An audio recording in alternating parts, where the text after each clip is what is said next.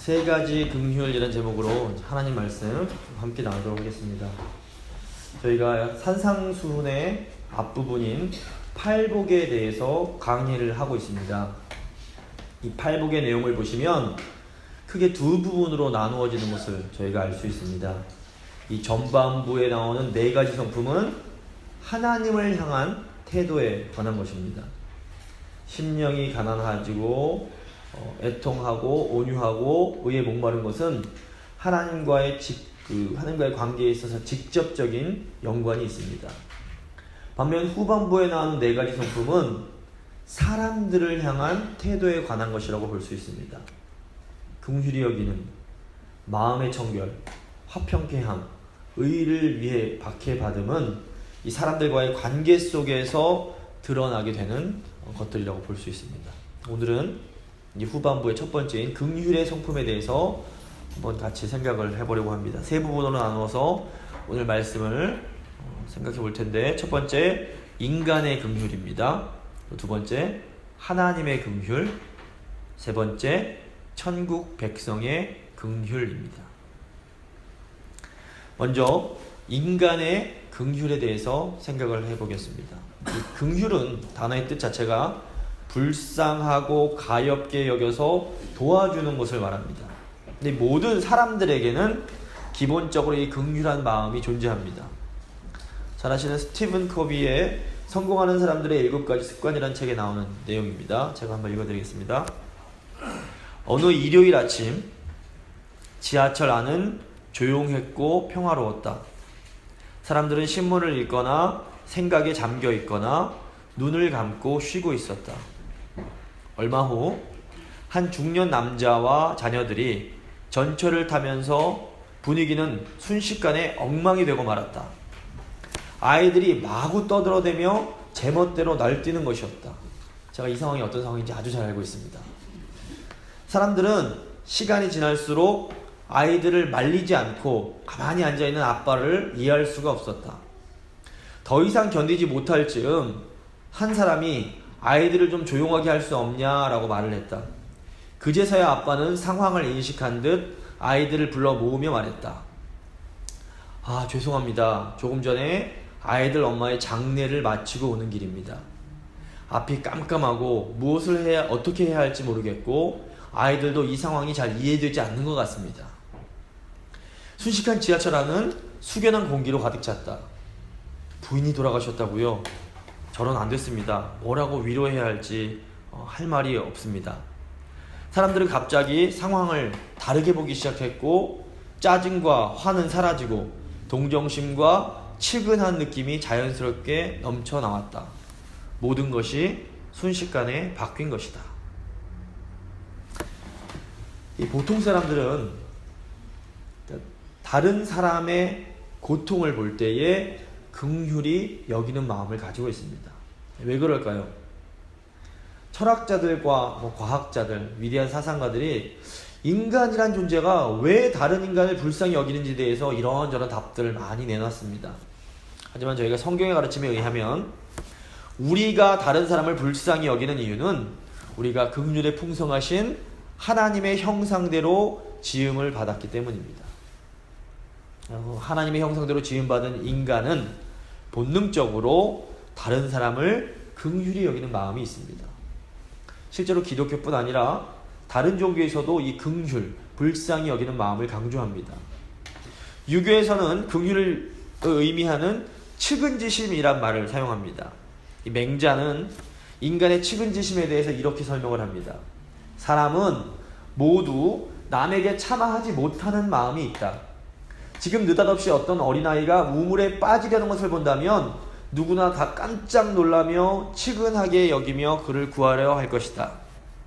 이는 그 아이의 부모와 친해지려고 해서가 아니고 동네 사람들과 친구들에게 칭찬을 받으려는 것도 아니며 그 아이를 구하지 않았다는 나쁜 평판이 싫어서 그러는 것도 아니다.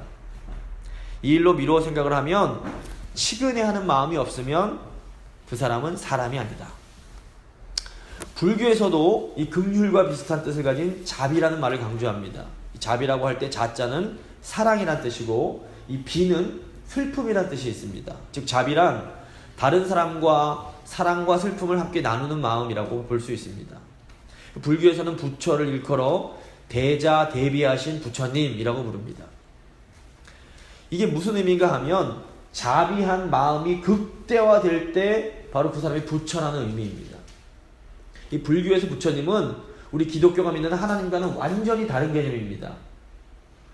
이 불교는 모든 인간 안에 소위 불성이라는 것이 있기 때문에 열심히 수양을 하면 모두 부처가 될 수 있다라고 생각을 합니다. 그래서 불자들끼리는 서로 성불하십시오 라고 인사를 하는데 이것이 부처가 되십시오 라는 의미입니다. 근데 오늘 말씀에서 예수님은 긍휼히 여기는 자가 복이 있다라고 하십니다. 어떤 사람들은 예수님의 이 말씀도 유교가 말하는 측은지심이나 불교가 말하는 자비와 같은 것으로 생각을 합니다. 다른 종교나 하지만 이제 다른 종교나 일반 사람들이 생각하는 이 긍휼, 불쌍히 여기는 마음은 인간들끼리 서로를 불쌍히 여기는 마음을 말합니다. 이런 긍휼 역시 참 귀하고 소중한 것입니다. 하지만 오늘 본문에서 예수님께서 말씀하신 그 긍휼은 다른 종교에서 말하는 측은지심이나 자비와는 또 다른 차원의 의미가 있습니다. 예수님이 말씀하시는 불쌍한 마음은 먼저 하나님으로부터 긍휼히 여김을 받아본 사람들만이 느낄 수 있는, 가질 수 있는 그런 긍휼이기 때문입니다. 이제 두 번째로, 그렇다면 하나님의 긍휼이 무엇인지 한번 생각을 해보겠습니다. 제가 방금 인간에게는 보편적으로 다른 인간을 불쌍히 여기는 마음이 존재한다라고 말씀을 드렸습니다. 이런 긍휼을 인간적이고 수평적 차원의 긍휼이라고 말할 수 있습니다. 하지만 또 다른 차원의 긍휼이 존재합니다. 이 긍휼은 하나님께서 하나님을 떠난 인류를 불쌍히 여겨주시는 마음을 말합니다. 이런 긍휼은 신적이고 수직적 차원의 긍휼이라고 말할 수 있습니다. 구약 성경에서 긍휼로 번역이 되는 히브리어는 라함이란 단어와 헤세드라는 단어가 있습니다. 이 긍휼을 영어로 mercy라고 번역을 하는데 이 긍휼이라는 단어가 한국말로는 인자나 자비로도 번역이 됩니다. 그래서 구약 성경에 나오는 긍휼, 인자, 자비는 사실 같은 단어일 때가 많습니다. 우선 이 긍휼로 번역되는 라함, 히브리어 라함이란 단어는 어머니의 자궁이라는 의미가 있습니다.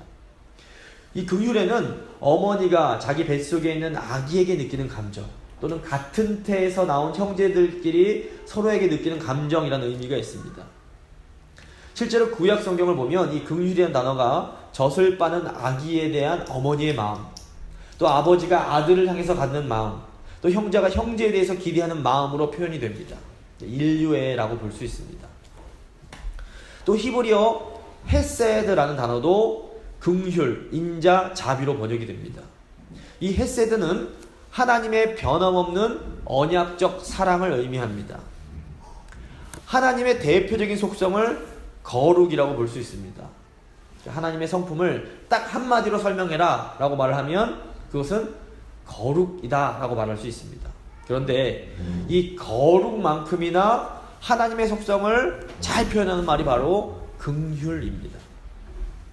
우리가 통상적으로 사람들에게 하나님을 설명할 때 하나님은 공의로우시고 동시에 사랑이 많은 분이다 라고 설명을 합니다. 좀 단순화시켜서 말씀을 드리자면 이 공의, 정의로 드러나는 성품이 거룩이라면 사랑으로 드러나는 성품은 긍휼이라고 볼 수 있습니다. 시편 62편 12절을 보시면 이런 말씀이 나옵니다. 주여 인자함은 주께 속하오니 주께서 각 사람이 행한 대로 갚으심이니이다. 여기서 인자함, 이게 이제 긍휼로 번역되는 헤세드라는 단어입니다. 그런데 이 인자함이 주께 속했다라는 것은 우리 하나님께서 긍휼의 하나님이시란 뜻입니다. 하나님 당신은 긍휼이십니다 라는 의미입니다. 그런데 곧 이어서 하나님이 각 사람이 행한 대로 갚으신다 라고 말을 합니다. 뭔가 좀 이상한 것 같지 않으십니까? 하나님 당신은 긍휼이십니다. 당신은 사람들이 행한 대로 갚아주십니다. 이 긍휼과 심판, 사랑과 공의가 서로 모순되는 것 같지만 사실은 전혀 그렇지 않습니다. 이 정의가 없는 사랑은 온전한 사랑이 아니며 또 사랑이 없는 정의도 온전한 정의가 될 수 없기 때문입니다. 하나님은 가장 거룩하신 분이기에 가장 온전한 사랑과 긍휼을 베풀어 주실 수 있습니다. 또 하나님은 가장 긍휼이 많은 분이시기에 가장 공정한 심판을 행하실 수 있습니다. 그래서 우리가 하나님을 부를 때 거룩하신 하나님이라고 부르고 동시에 긍휼과 인자와 자비가 풍성하신 하나님으로 부를 수 있는 것입니다. 사실 현대인들은 누군가 자신을 불쌍히 여기며 동정하는 것을 별로 달가워하지 않습니다. 하지만 우리에겐 이 하나님의 긍휼이 반드시 필요합니다. 하나님이 우리를 불쌍히 여겨주시지 않으면 우리는 잠시도 생존할 수 없기 때문입니다. 금요일에 아실지 모르겠지만 저희 교회가 있는 지역을 비롯해서 이 LA의 많은 지역에 12시간 이상 전기가 나갔습니다. 제가 한국에 서서 안 나가는 이 전기가 선진국이라고 불리는 미국에서 나가는 걸 보면서 이게 웬일인가 싶은 마음이 들었습니다. 그러면서도 한편으로는 전기가 안 나와도 이렇게 불편한데 하나님의 보호하심이 끊긴다면 그럼 정말 끝이겠구나 라는 생각이 들었습니다. 하나님의 긍휼이 없으면 인류는 생존 자체가 불가능합니다. 하나님이 죄악된 인류를 긍휼히 여겨주셔서 우리가 그나마 이렇게 살아가고 있습니다. 하나님의 긍휼이 사랑의 행동으로 나타나는 것을 우리가 은혜라고 부릅니다. 우리는 매 순간 하나님의 은혜 속에서 살아갑니다. 하나님의 이 긍휼하심이 가장 분명하게 보여지는 행동이 바로 구원입니다. 하나님의 백성은 우리를 구원하시기 위해 사랑으로 행동하시는 하나님을 바라보면서 하나님의 긍휼이 끝이 없다라는 것을 깨닫게 됩니다. 성경이 말하는 교만은 하나님의 이 무한한 긍휼을 부정하는 것입니다. 교만은 우리에게 베풀어 주시는 하나님의 은혜를 거절하는 것입니다. 하나님 보시기에 정말로 교만한 사람은 나는 하나님 없이도 얼마든지 잘 살 수 있어 라고 생각하는 사람입니다. 겉으로 보기에 아무리 인격적이고 훌륭하고 겸손해 보인다고 해도 하나님의 긍휼과 은혜를 거부하는 사람은 하나님 보실 때 교만한 사람에 불과합니다.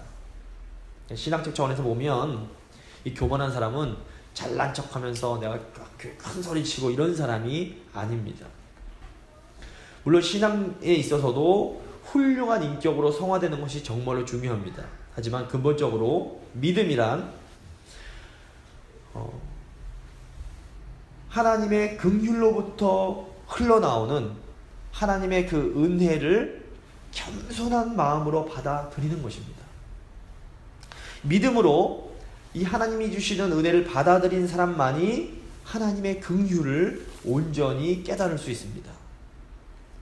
복음은 우리가 믿음을 통해 하나님으로부터 긍휼히 여김을 받는 존재가 되었다라는 아주 기쁘고 좋은 소식입니다. 하나님께서 하나님을 떠난 인간을 바라보시면서 불쌍한 마음, 긍휼한 마음이 드셨습니다. 그래서 우리를 다시 하나님의 품으로 이렇게 데리고 오고 싶어 하셨습니다. 하나님은 그래서 독생자라는 엄청난 값을 치르고 구원이란 선물을 준비하십니다.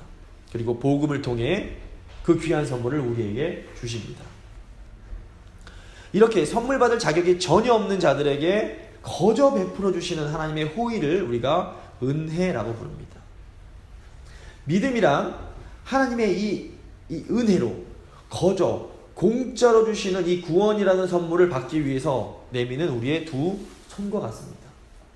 하나님의 은혜라는 선물을 우리에게 주실 때에 예 주님 제가 그 선물을 받기 원합니다 라고 내미는 두 손, 이것이 바로 믿음입니다. 믿음으로 우리가 구원받는다 라고 할 때에 이 믿음은 하나님이 주시는 은혜의 선물이 구원을 받아들이는 통로입니다. 그래서 믿음이 없으면 하나님의 은혜를 우리가 받지 못합니다. 불신앙이 교만인 것은 결국 믿지 않는다는 것은, 손 내밀지 않는 것은 나는 하나님 은혜가 필요 없다라고 말하는 것과 똑같기 때문입니다. 그래서 우리 신앙에 있어, 우리 구원에 있어 믿음이 정말로 중요합니다. 하지만 한편 믿음은 그저 하나님이 우리에게 주시는 은혜를 받아들이는 도구요 수단에 불과합니다. 그렇기 때문에 자랑할 것이 전혀 없습니다. 그래서 구원은 인간의 노력이나 공로가 아니라 오직 하나님의 은혜로 믿음을 통해 우리에게 주어지는 것입니다. 인간이 인간답게 살아가려면 하나님의 은혜가 반드시 필요합니다. 그런데 이 하나님의 은혜를 받아들이는 것이 바로 믿음입니다. 언약 백성은 믿음으로 하나님의 은혜를 받아들임으로 구원을 얻은 사람들입니다. 구원을 받았다는 것은 죄로 인해서 깨어져 버린 하나님과의 관계가 회복이 되어 이제 다시 하나님 품 안으로 들어와 하나님께서 주시는 안식을 누릴 수 있게 된 것을 말합니다. 하나님의 은혜로 이 자리에 있는 우리를 부르시고 또 믿음을 통해 하나님의 자녀가 우리가 되었습니다. 근데 이 모든 일은 바로 하나님의 긍휼에서 비롯됩니다. 하나님이 먼저 우리를 긍휼히 여겨 주셨기 때문에 우리가 긍휼히 여김을 받을 수 있었습니다. 이렇게 하나님의 긍휼을 경험한 천국 백성들을 향해 예수님은 너희도 이웃을 긍휼히 여기라 라고 말씀하십니다. 이제 세 번째로 천국 백성, 하나님의 은혜로 구원받은 백성들이 베풀어야 할 긍휼에 대해서 생각을 해보겠습니다. 엄마 품을 떠난 아이들에게 가장 필요한 것이 무엇일까요? 그 아이에게 최고급 우유와 최고급의 옷, 최고급의 환경을 제공하는 것과 또 엄마의 품으로 다시 돌아가는 것 중 무엇이 과연 아이에게 더 중요하고 필요한 것일까요? 두말할 필요도 없이 아이에게 가장 중요하고 필요한 것은 엄마의 품입니다. 예수님 말씀하신 긍휼히 여긴다라는 말의 의미가 무엇일까요? 천국 백성들은 한때 아기에 있어 엄마의 품과 같은 이 하나님의 품을 떠나갔던 사람들입니다. 그랬다가 하나님의 은혜로 예수 그리스도를 믿음으로 다시 하나님의 품으로 돌아오는 그런 은혜를 받은 사람들입니다. 이 아픈 사람의 마음을 헤아리는 것처럼 하나님의 품을 떠나 방황해 보았던 사람은 하나님의 품을 떠나서 살아가는 것이 얼마나 힘들고 괴로운 것인지를 잘 알고 있습니다. 그래서 하나님의 긍휼을, 하나님으로부터 긍휼히 여김을 받아 하나님의 품으로 돌아온 사람들은 아직 하나님의 품으로 돌아오지 못한 사람들을 볼 때 불쌍한 마음, 긍휼히 여기는 마음을 가질 수밖에 없습니다. 경제적으로 가난해도 하나님 품에서 안식을 누리는 사람들이 있습니다. 반면 돈이 어마어마하게 많지만 하나님의 품 밖에서 권력과 쾌락을 통해 영적인 공허를 채워보려는 사람들도 있습니다. 하나님의 긍휼을 받은 사람은 이 둘 중에서 누가 더 불쌍한 사람인지 분명하게 알고 있습니다. 과연 누가 더 불쌍한 사람입니까? 하나님을 떠난 사람은 아무리 돈이 많고 아무리 힘이 있어도 참으로 불쌍한 사람들입니다. 우리는 마땅히 그런 사람들을 긍휼히 여겨야 합니다. 한국 사회는 지금 하나님을 떠난 권력과 재력이 얼마나 허무한 것인지를 생생히 경험하고 있습니다. 인간적인 시각에서 보면 우리는 세상의 권력자들, 재력가들과 비교할 때 아무것도 가진 것이 없는 것처럼 보일 수 있습니다. 하지만 우리가 그들을 불쌍히 여길 수밖에 없는 것은 우리가 하나님의 긍휼을 받은 사람들이기 때문입니다. 하나님으로부터 긍휼히 여김을 받은 사람은 하나님의 시각으로 하나님을 떠난 사람들을 바라보면서 그들을 긍휼히 여길 수밖에 없습니다. 결국 우리가 알 수 있는 것이 무엇입니까? 오직 하나님으로부터 긍휼히 여김을 받은 천국 백성들만 온전히 다른 이들을 긍휼히 여길 수 있습니다. 이 긍휼의 마음은 세상 사람들끼리 서로를 불쌍히 여기는 것과 분명히 다릅니다. 물론 우리도 인간으로서 다른 인간들을 불쌍히 여기는 마음이 있습니다. 하지만 예수님께서 말씀하시는 긍휼히 여기는 마음은 하나님으로부터 떠난 사람들을 바라보면서 느끼는 그 안타까운 마음입니다. 그런데 우리가 이제 다른 이들을 긍휼히 여길 때 기억해야 할 것이 있습니다. 아이고, 저 사람 예수 안 믿으니 구원 못 받아 죽어서 지옥 가겠네. 아이고 불쌍하다가 핵심이 아닙니다. 문제는 구원을 못 받은 사람들은 사실 죽어서뿐 아니라 이 땅의 삶 자체도 지옥 같은 삶을 살아야 한다는 것입니다. 혹시 큰 집에 살고 좋은 차를 타고 좋은 옷을 입고 좋은 음식을 먹는 것이 천국 같은 삶이라고 생각하십니까? 만약에 이런 생각을 가진 분들이 계시다면 아직 진짜 천국을 경험해보지 못하셨을 가능성이 매우 높습니다. 정말로 이 세상에서 누릴 수 있는 좋은 것들을 많이 누리고 소유하는 것이 천국이라는 생각이 드신다면 그런 분들은 내가 정말로 하나님께서 주시는 그 구원의 기쁨을 누리고 있는지 진지하게 고민해 보셔야 합니다. 그리고 무엇보다 하나님으로부터 긍휼히 여김을 받게 해달라고 간절히 기도해야 합니다. 예수님, 저를 긍휼히 여겨 주시옵소서. 하나님, 저를 긍휼히 여겨 주시옵소서. 이런 기도가 필요합니다. 천국 백성은 하나님의 은혜로 하나님의 긍휼하심을 입고 믿음을 통해 천국에 들어온 사람들입니다. 천국 백성은 하나님의 다스림을 받으며 참 만족과 참 행복이 무엇인지를 깨달은 사람들입니다. 물론 우리가 이 땅에서 경험하는 천국의 행복이 완전하다는 의미는 아닙니다. 천국 백성의 삶에는 언제나 하나님의 주시는 그 기쁨과 동시에 이 세상의 악으로부터 인한 슬픔이 또 함께 공존합니다. 우리는 죄악이 가득한 이 땅에 살아가기 때문에 아직 우리가 경험하는 천국의 기쁨은 완전하지는 못합니다.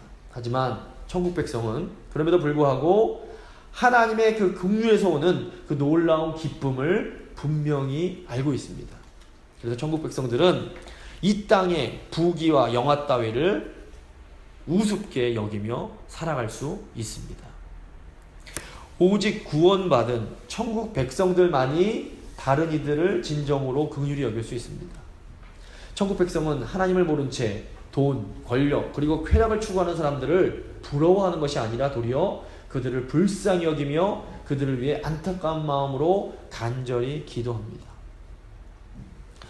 우리가 이렇게 하나님의 품을 떠난 사람들을 긍휼히 여기는 삶을 살아갈 때 우리는 하나님으로부터 또다시 긍휼히 여김을 받게 됩니다. 긍휼히 여기는 자에게 주어지는 하나님의 긍휼하심이 무엇일까요? 하나님 아버지는 하나님 아버지의 마음으로 이웃을 긍휼히 여기는 우리를 꼭 끌어안아 주십니다.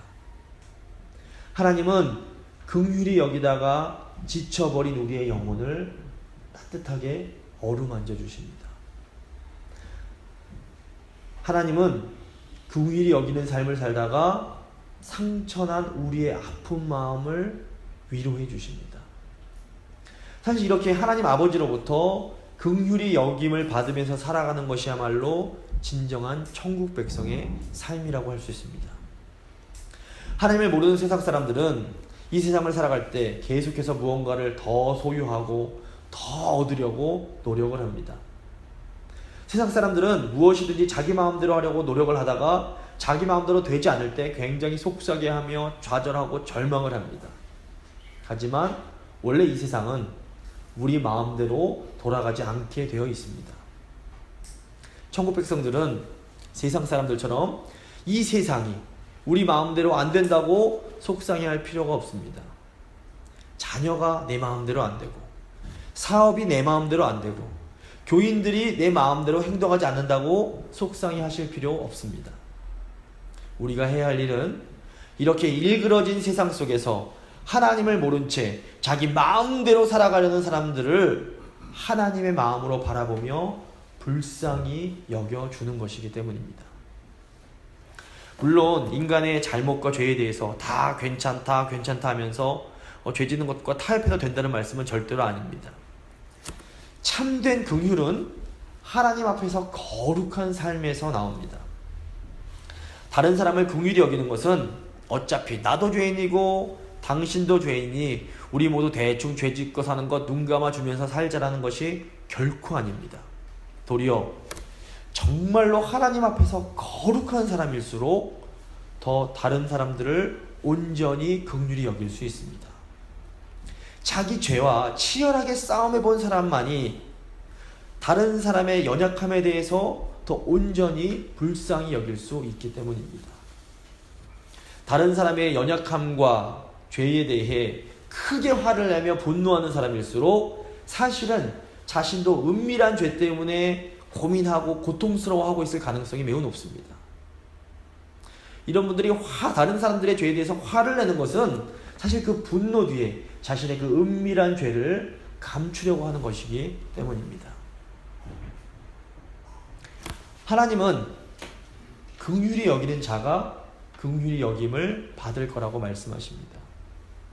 하나님은 우리에게 원하시는 삶은 하나님 앞에서 죄와 싸우는 거룩한 삶을 살면서 동시에 다른 이들을 향해서는 하나님의 마음으로 불쌍히 여기는 마음을 갖는 것입니다. 우리가 이렇게 하나님의 마음으로 다른 이들을 긍휼히 여길 때 하나님은 그 무한한 긍휼하심으로 우리를 따뜻하게 안아주십니다. 긍휼히 여김으로 하나님의 긍휼히 여김을 받는 복을 받아 누리는 우리 나성교회 성도님들 되시기를 바랍니다. 말씀을 마무리 짓도록 하겠습니다. 인간들에게는 보편적으로 긍휼의 마음이 존재합니다. 이 사람이 긍휼하신 하나님의 형상대로 지음을 받았기 때문입니다. 하나님의 긍휼은 죄로 인해 하나님을 떠난 인간을 구원하시는 그 은혜를 통해서 분명하게 나타납니다. 믿음은 하나님의 이 은혜를 받아들임으로 하나님으로부터 긍휼하심을 입게 되는 것입니다. 하나님께 긍휼히 여김을 받은 사람만이 다른 사람들을 긍휼히 여길 수 있습니다. 우리가 하나님의 마음으로 다른 사람의 연약함과 그런 죄와 상처들을 긍휼히 여길 때 우리는 하나님께서 주시는 그 무한한 긍휼을 더 풍성히 경험할 수 있게 됩니다. 이제 우리가 한번 잠깐 동안만 기도하기를 원합니다. 하나님께 분명히 긍휼하심을 입었음에도 불구하고 다른 이들의 연약함을 긍휼히 여기지 못했던, 그리고 도리어 그들의 죄를 정죄했던 우리의 그런 연약한 모습을 하나님 앞에 먼저 좀 고백하고, 하나님 제가 참 잘못했습니다 고백하는 기도를 먼저 드리시고 나아가서 하나님, 제가 하나님의 긍휼하심을 더 풍성히 입고 다른 이들을 더 긍휼히 여기며 살아가기를 원합니다. 간절한 마음으로 1분간만 기도하도록 하겠습니다. 기도하시겠습니다.